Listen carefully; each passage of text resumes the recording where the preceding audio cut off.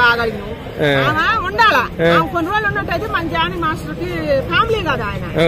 Johnny master dance master కూడా కాదు. ఆయన కాడు గురువు కాడు వచ్చి నువ్వు విద్య నేర్చుకున్నా నేర్చుకున్నావు.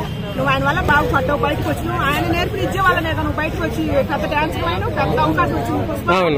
పుష్పలో పెద్ద అవకాశం వచ్చి నీకు 5 ఏళ్ళ నోట్లో బాగానే జానీ మాస్టర్ మంచిది కాదని చెప్పావమ్మా.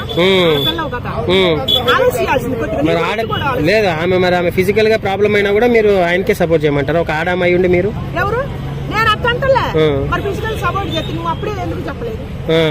చెప్పాలి కదా. ఇప్పుడు ఆడపిల్లే కదా. ఇప్పుడు ఏమికే ఎక్కువ అయితే చెబుతున్నా నేను. ఆయనకి వచ్చింది ఏం లేదు. పెళ్లి అయితే 2 పిల్లలు ఉండరు, కుటుంబం ఉంది. ఇప్పుడు ఏమికి కావాలి కదా పెళ్లి. ఇప్పుడు వారం రోజులు అయితే ఆడింది కదా. అందుకే తెలుసుకో నువ్వు తెలుసుకొని కొడతావా భూమి మీద.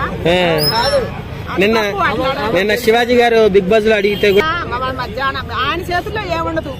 రాష్ట్రాల ప్రజలకు చెబుతాడు ఆయన. ఒక్కరికి 2 కంటే చెబుతాడు కానీ అట్లా కూడా తప్పే. శ్రేష్ఠి వర్మని ఎందుకు హెల్మెట్ చేసి ఇవ్వలేదనో ఆమె క్యారెక్టర్ అసాసిన్ చేయొచ్చు. కొంత జానీ మాస్టర్ కూడా జనం చూసాను. జానీ మాస్టర్ కి ఏమన్నా జానీ మాస్టర్ మీదే ఇప్పుడు పవన్ కళ్యాణ్ అన్న పాట వేసింది. అసలు జానీ మాస్టర్ మామూలుగా వేయలే. అప్పుడు ఆ టైంలో తీసేసాను. అప్పుడు అనుకోవాలి లేకపోతే నేషనల్ అవార్డు వచ్చేది. ఏమని చెప్పింది కదా.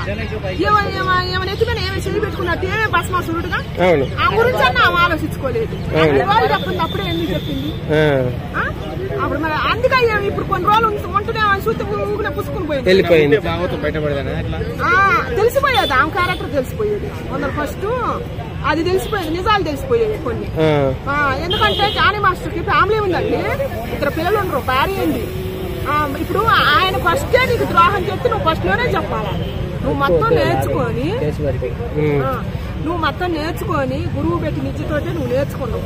ఇప్పుడు ఈ రోజు నువ్వు టాప్ 5 లో ఉండవంటే ఆ గురువు వల్లనే కదా. నాగార్జున గారి యాంకరింగ్ ఎలా